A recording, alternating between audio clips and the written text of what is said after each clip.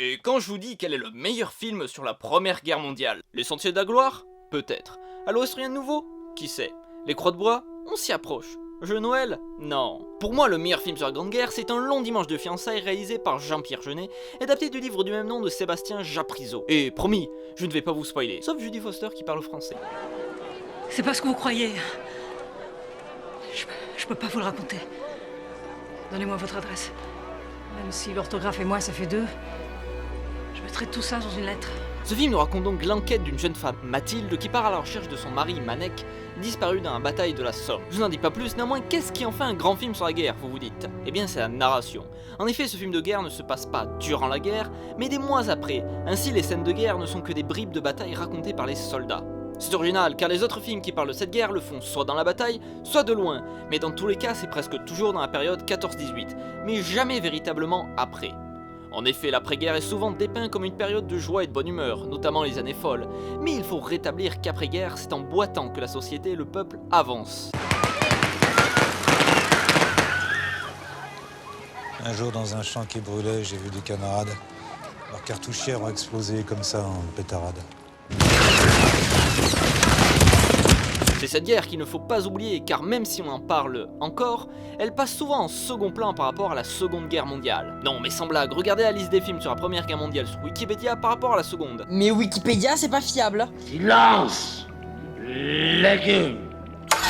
Mais ce film ne serait qu'une belle histoire sans son réalisateur. Un réal français est toujours en activité, qui a fait avancer le cinéma. Luc Besson. Grosse blague! Jean-Luc Godard. Il a pas passé l'an 2000 lui. Non, le réalisateur que je parle c'est Jean-Pierre Jeunet.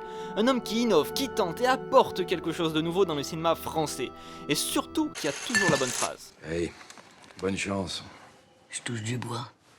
Il est aussi connu pour des mises en scène calculées au centimètre près et des techniques que je pourrais prendre des heures à expliquer. Je noterai ici pour l'exemple sa tendance à jaunir l'image, ce qui permet de donner un effet d'optimisme présent dans tous ses films, et aussi de créer un côté monochrome à une image de couleur, comme il le dit dans les commentaires audio.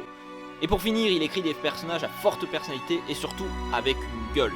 Si vous avez trouvé Adam Driver dans Star Wars 7 moche, eh bien n'allez pas voir les films de Jeunet, car vous trouverez des naines, des gros, des gargouilles et d'autres comme Dominique Pinon, l'acteur fétiche de Jeunet. J'aime bien être témoin d'une scène tellement énorme qu'on n'oserait même pas la mettre dans un film.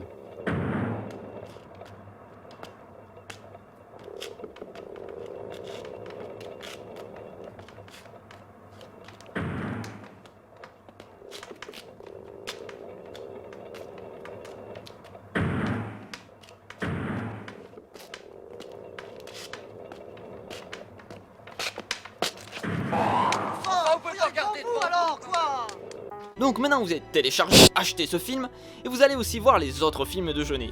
Entre les rires, vous trouverez sûrement de la poésie. Puis c'est le dernier rôle de Tikeo Galdo. Alors appréciez. Ah, ça, c'est un détecteur de conneries. Allez-y. Allez-y quoi? Mais dites une connerie. Allez. Allez. Oh, ça vient pas comme ça, hein. C'est beau la vie. Sur la nuit, j'aime bien tourner la tête et voir la tour Eiffel qui s'éteint.